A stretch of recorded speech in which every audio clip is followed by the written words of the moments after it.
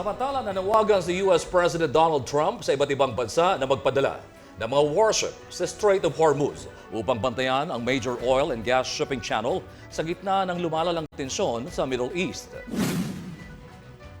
Ito ay matapos magbanta ang Iran ng mas matinding hakbang bilang ganti sa pambobomba ng Estados Unidos sa Kharg Island, pangunahing energy hub ng bansa kung saan dumadaan ang halos 90% ng oil exports ng Iran.